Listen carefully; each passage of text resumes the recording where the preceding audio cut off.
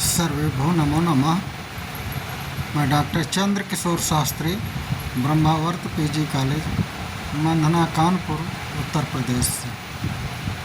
आज हम बात करेंगे वैदिक वाङ्मय के विविध आयाम, अनुप्रयोग एवं वर्तमान में प्रासंगिकता, इस विषय पर, जो बीए पंचम सेमेस्टर के प्रथम प्रश्न पत्र में है। आप जानते हैं कि वैदिक ज्ञान की अनमोल धरोहर को समझना, उसके वैज्ञानिक अनुप्रयोगों की खोज करना और आधुनिक संदर्भ में इसकी प्रासंगिकता पर विचार करना आज के समय की मांग है। तो आइए हम आप इस विषय पर कुछ चर्चा करते हैं। पहले हम बात करेंगे वैदिक वाङ्मय का परिचय और संरचना क्या है। तो आप जानते हैं कि 4 वेद हैं: ऋग्वेद, यजुर्वेद, सामवेद, अथर्ववेद। ज्ञान के प्राचीनतम स्रोत हैं, जिन्हें विश्व के सबसे पुराने साहित्य के रूप में जाना जाता है। अब देखिए, 4 तो वेद हो गए और इन चारों वेदों के अर्थात प्रत्येक वेद के 4 भाग बतलाए गए हैं, जैसे कि संहिता अर्थात मंत्रों का संग्रह। दूसरा ब्राह्मण अर्थात कर्म कांड की विवेचना जिनमें है। तीसरे आरण्यक, जिनमें गूढ़ार्थ है। और चौथे हैं उपनिषद, जिनमें दार्शनिक ज्ञान है। और श्रुति परंपरा भी इनके विषय में कहा जाता है कि श्रुति परंपरा से चलती है। वैदिक संस्कृत की विशेषता और श्रुति परंपरा का महत्व क्या है, जिसमें ज्ञान को गुरु से शिष्य तक मौखिक रूप से प्रसारित किया जाता था। तो वेदों की अपौरुषेयता, ऐसा कहा जाता है कि वेद अपौरुषेय हैं, अर्थात मनुष्यों द्वारा वेदों की रचना नहीं हुई है और ये नित्यत्व अर्थात शाश्वत हैं। महर्षियों द्वारा प्रत्यक्ष दृष्टि से ज्ञान प्राप्त करने की प्राचीन परंपरा को दर्शाता है। अब बात करते हैं वैदिक वाङ्मय के शास्त्रीय स्वरूप पर। तो वेद का अर्थ सबसे पहले जानते हैं कि वेद का अर्थ क्या है। वेद का अर्थ है ज्ञान, परंतु शाश्वत ज्योति का साक्षात्कार, जो मनुष्य के अंतःकरण में आध्यात्मिक अनुभूति के रूप में प्रकट होता है। एक शब्दावली आती हैं त्रयी शब्द शैलियाँ, जैसे ऋक् अर्थात पद्य, यजुः अर्थात गद्य, साम अर्थात गान। वेदों की 3 मुख्य अभिव्यक्ति शैलियाँ हैं। यही 3 मुख्य अभिव्यक्ति की शैलियाँ हैं। वेदों की प्रामाणिकता पर आस्तिक अर्थात वेदों को मानने वाले और नास्तिक अर्थात वेदों को न मानने वाले दार्शनिक मतभेद रहे हैं। आज भी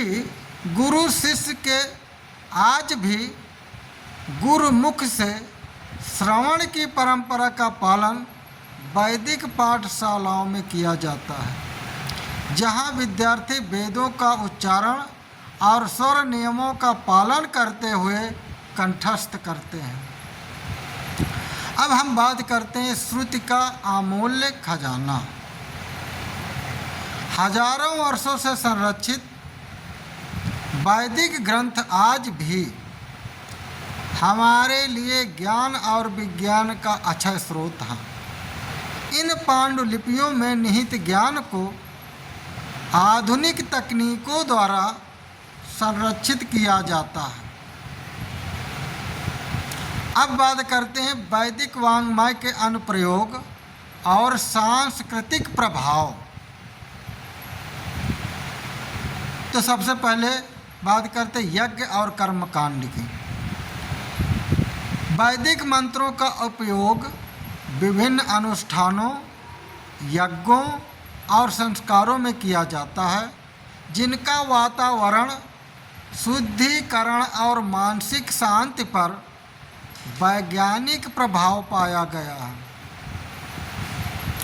ये वैदिक विज्ञान की बात करते हैं तो आयुर्वेद, ज्योतिष, संगीत और वास्तुशास्त्र जैसे विषयों का विकास वैदिक ज्ञान से हुआ है, जिनमें प्रकृति के साथ सामंजस्य और समग्र दृष्टिकोण है।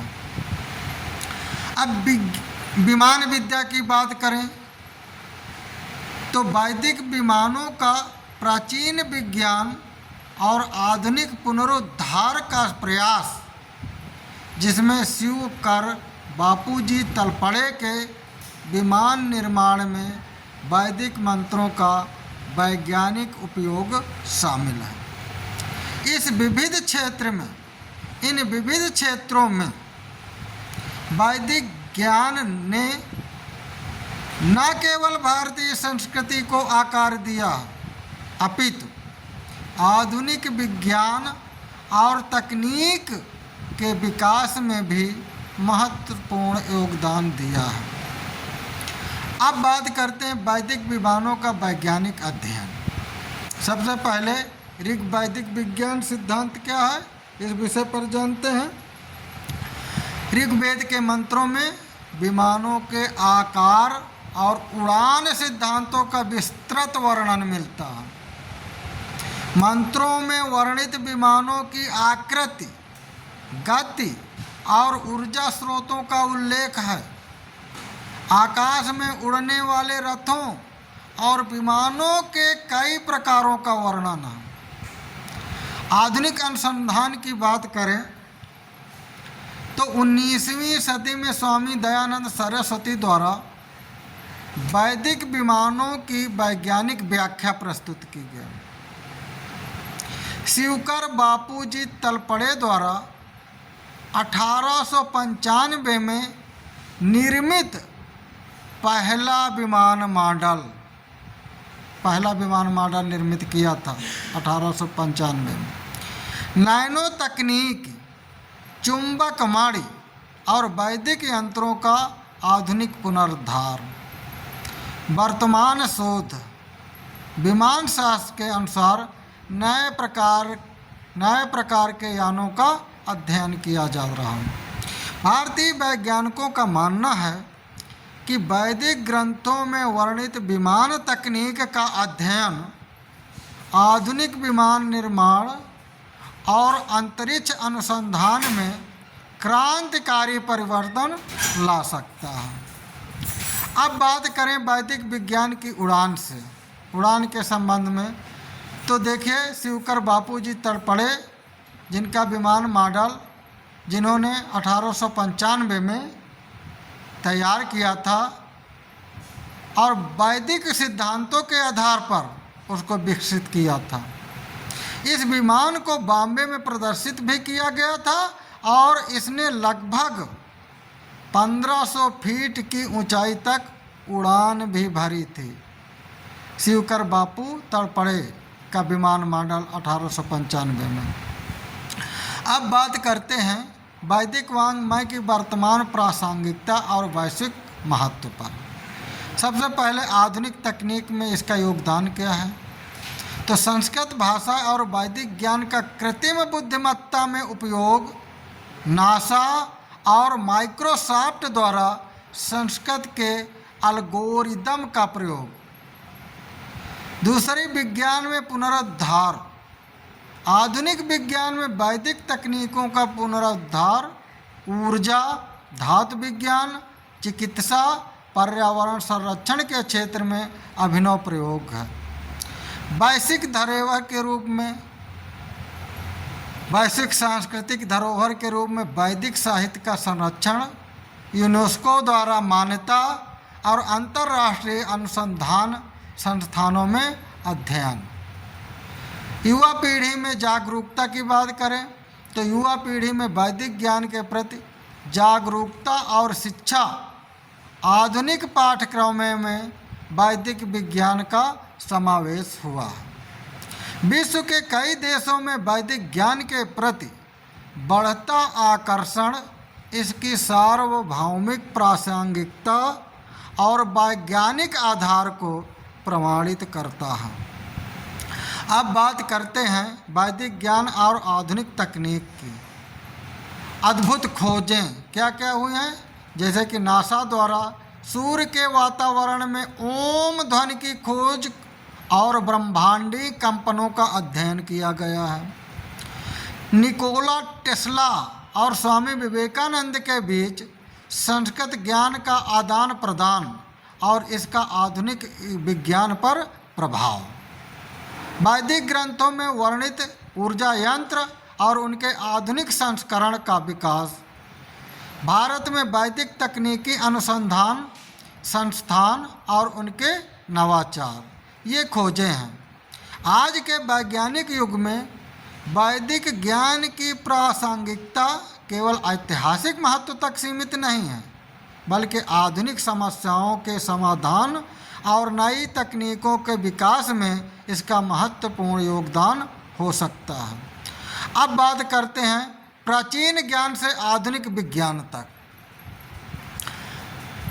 अतः वैदिक ज्ञान के वैज्ञानिक अध्ययन में लगे शोधकर्ता प्राचीन मंत्रों और सूत्रों में छिपे रहस्यों को आधुनिक तकनीक के माध्यम से समझने का प्रयास कर रहे हैं।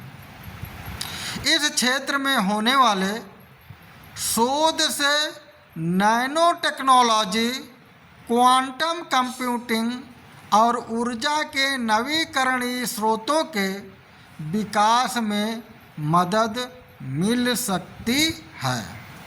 अब निष्कर्ष की बात करें, वैदिक वाङ्मय का अमूल्य योगदान और भविष्य के दिशा, तो सबसे पहले समग्र ज्ञान का खजाना है। कह सकते हैं वैदिक साहित्य न केवल धार्मिक ग्रंथ बल्कि विज्ञान, दर्शन और संस्कृति का अमूल्य स्रोत है, जिसमें मानव जीवन के सभी आयामों